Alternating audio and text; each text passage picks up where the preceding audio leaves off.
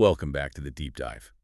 We're here to cut through the noise of the news cycle, look at the sources, and hopefully give you some real insight. And the story we're tackling today, well, it's quite something. It's this claim by Donald Trump alleging Indian Prime Minister Narendra Modi called him, personally. Uh-huh. And not just called, but called to promise India would stop buying Russian oil. And the phrasing was key, wasn't it? Immediately. For you, only for you. Yeah, it sounds, almost like something out of a movie. Very dramatic. Absolutely. Pure performance diplomacy, Yeah. tailored for a specific audience back home. But the really interesting part, perhaps, was India's reaction. Oh, definitely. The Ministry of External Affairs came out with this statement. Very calm, very quick. Our sources basically called it a diplomatic shrug. Yeah. They said, we checked everything. Phones, voicemails, WhatsApp, nothing. Which, in diplomatic language, is pretty much like saying, who says we even answered? It was incredibly understated compared to the claim itself. And that contrast really sets up what we want to do here today. Right. This is our mission for this deep dive, to unpack this whole incident. See it as a clash of, well, two totally different ways of operating. You've got the performance diplomacy on one side, and then this very pragmatic, very market-focused approach from India. We're calling it Ahmedabadi geopolitics. Exactly. It's about getting past the drama to the real mechanics underneath. So let's start with Trump's side. The claim itself, it seems pretty clear it was aimed at, well, scoring political points. Oh, absolutely. Pure election season material. The goal was that headline. I fixed it. I crushed Putin's oil revenues. Never mind the actual complexities. Yeah, the performance is the point, not necessarily the long-term policy outcome. And it completely ignores the reality on the ground. The sources are clear. India became Russia's #1 oil customer back in 2023. They've been buying huge amounts of discounted Russian crude, essentially propping up Russia's energy exports when others pulled back. So the idea that a single phone call would just undo all of that, it doesn't really track with the economic incentives, does it? Not at all. And it clashes with previous U.S. actions, too. Remember the tariffs Trump imposed on India? Like 50% on some goods? Right, and there was that extra bit, the Russia surcharge. Which was meant to pressure India specifically on this energy issue? But again, it shows this sort of disconnect. It's using a trade tool based on political signaling, maybe, rather than understanding the fundamental market forces driving India's decisions. It's like trying to use a hammer when you really need a calculator. The pressure didn't align with India's core interest, which seems to be, well, the price. Which brings us to India's side. This idea of Jugaad, that practical, find-a-way mindset comes into play. They see the pressure, and they just navigate around it because the economic logic is stronger. Okay, so if the U.S. policy under Trump was, let's say, driven by performance and political signals, what's driving India's policy? The sources point to something much deeper, right? Something almost cultural. Yes, exactly. This is where we get into that core conflict we mentioned, the art of the deal versus something more like deal or the doll, or maybe the art of the chai. Okay, explain that. Art of the deal, we know spectacle, negotiation tactics, lawyers, maybe like his casino background influencing things. Right. It's about the optics, the handshake, the immediate perceived win. But the Indian approach, particularly linked to Modi's background, it's different. The sources describe him as an oil man by birth, coming from the telecast. And that's not just trivia, it's significant. The tele community has a long history as oil pressers, traders, merchants, especially in Gujarat, which is famous for its business culture. So it's suggesting there's this innate understanding of commodities, passed down knowledge. Kind of. The idea is that growing up in that environment gives you a gut feeling for certain things. The sources mention 3. Viscosity, margins, and market fluctuation. Okay, margins and market fluctuation. That makes sense. Profit, timing. What about viscosity? Well, viscosity is about the oil's quality, how thick or thin it is. Different crudes have different qualities, and that affects refining costs and complexity. Discounted Russian oil isn't always the same grade as, say, Middle Eastern oil. Ah, so you need the right refineries, the right setup to actually profit from the discount. Yeah. It's not just about the headline price. Exactly. It's a deeply practical, technical calculation, not just political. Yeah. So this instinct, this tele background, it's about understanding the entire chain, not just the final handshake. It's like that saying about trying to tell a Marwari businessman, another community known for sharp trading, to pay full price. It just doesn't compute. Precisely. You can't really out-oil someone with that kind of ingrained commodity sense. And that's the fundamental difference here.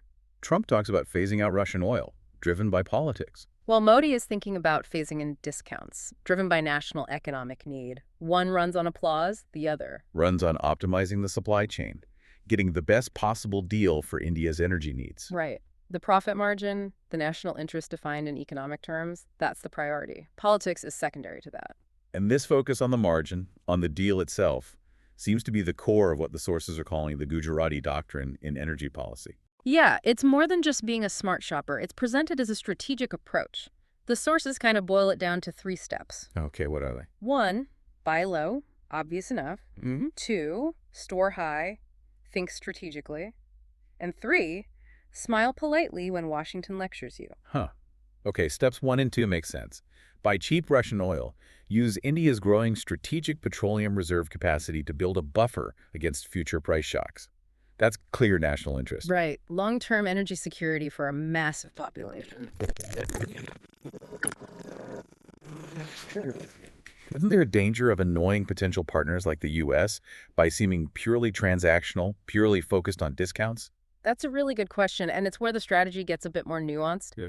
India manages that risk, according to the analysis, through genuine diversification. They're not just buying Russian oil. They're keeping lines open elsewhere. Exactly. They use practical methods, sometimes involving rupee payments or non-Western shipping, to get the Russian oil that's the Jugaad again, finding ways around sanctions or obstacles. That's the buy low. And store high is the strategic reserve part. Yes, building resilience. But then they also signal openness to others. They told the U.S. they'd consider buying American oil. If the price is right. I remember that line. Exactly. Which is Yeah. basically saying, we'll buy your freedom crude if you make it competitive. It's maintaining optionality. So the message is, we're not picking sides politically based on your alliances. We're picking deals based on our needs. Pretty much. As one source put it, India's not married to Russia, but it's definitely not dating Trump either. The only real allegiance is to the best possible price. Which loops back to that humorous take on the whole situation. Yeah, the idea that Modi only promised to stop buying Russian oil when the prices stop dropping. It's like trying to arm wrestle a calculator, as the sources say. Mhm. The economic incentive for India just doesn't align with paying a premium for political reasons. Not when energy security for over 1 billion people is on the line. The math is just too compelling. Okay, so we've gone from this almost comical fake phone call story to these really deep principles, cultural trading instincts, national economic strategy. What's the takeaway for someone listening, trying to make sense of these global shifts? I think the key takeaway is understanding this different kind of power, this Ahmedabadi geopolitics. It's rooted in efficiency, practicality, that Jugaad mindset. It's a decentralized competence. Meaning it's not just top-down government directives. Right. It's driven by market logic, by millions of calculations happening at the business level, focusing relentlessly on margins and finding efficiencies. And this incident shows that kind of logic can actually push back against or even bypass traditional top-down political pressure. And it applies beyond just oil trading, presumably. Oh, absolutely. Think about supply chains. India's role there is huge. The sources joke India invented the person Amazon calls when it breaks. It's that same principle. Yeah. Find the most efficient, cost-effective solution, prioritize that over bureaucracy or maybe even sometimes over standard procedures if needed, maximize the opportunity. So understanding this core logic, efficiency, price, margin above all else, is crucial for anyone trying to grasp trade negotiations, supply chain issues, or really any economic interaction involving India. I'd say so. They're often operating on a different timeline and with different priorities than, say, Western diplomatic cycles might expect. It's less about the next election cycle, maybe, and more about the next quarterly report or the next 50 years of energy supply. So to sum it up then, Trump was selling a headline, a performance piece for his base. While India was focused on, well, securing the actual gasoline, optimizing the real-world supply for its people. A clash between political theater and hard-nosed ancestral market economics. Exactly. And that leaves us with the final thought to chew on, something provocative maybe. Go on. Well, the source material hints at this potential what-if this practical, hyper-efficient Indian approach, this focus on the best margin, was applied more broadly. You mean beyond just business and trade? Yeah.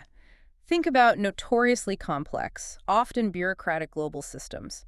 What if that core logic, prioritize efficiency, cut waste, optimize the outcome relentlessly, was applied to something like, say, the Pentagon's budget? Or NASA's fuel management? Or maybe the conditions the IMF sometimes imposes? Right. Could that relentless focus on practical competence and optimized margins actually fix some of these huge, tangled problems faster than our current, often politically constrained institutions can?